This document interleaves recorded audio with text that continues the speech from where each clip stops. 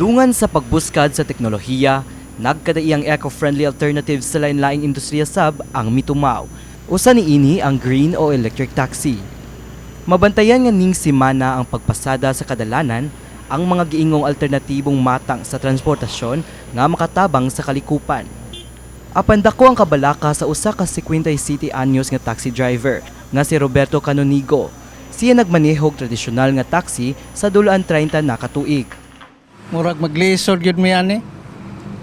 Kay daga imbis amo nang daganon maglinya mi na napuno naman sila, daghan naman kayo puno. Ang kumpanya sa white taxi nga gitrabahuan ni Roberto aduna lamay dulaan sa 60 ka units nga nagdagan. Dugang pa ang pag-operate sa 600 nga mga green taxi posibleng magdala og dakong epekto sa ilang kita.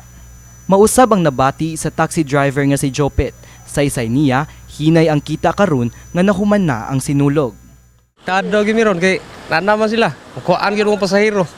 Lahira sa una ba nga kuan karon kay kuan mo ko na may kompetensya gyud.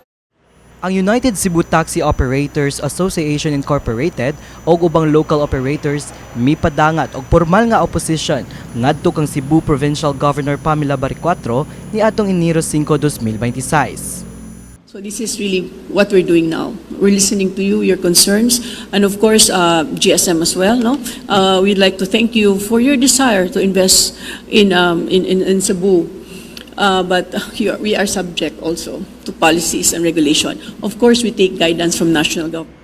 Gisuwayan og kuha sa MyTV Cebu og habig ang Green Taxi Company.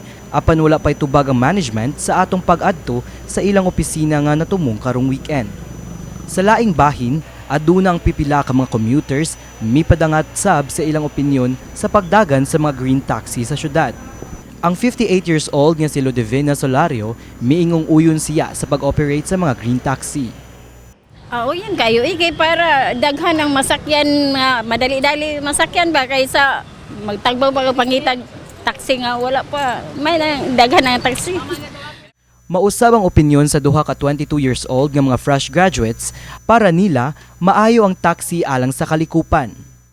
It would help the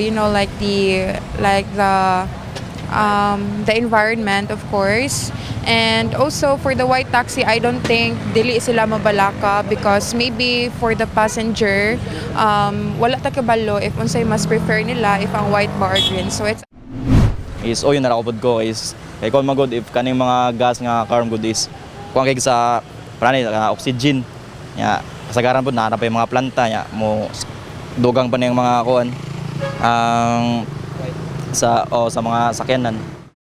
Sa pagkutlo ining balita, ang operasyon sa maong kumpanya ang naaubo sa provincial authority o temporaryong permit samtang pending pa alang sa review ang ilang certificate of public convenience.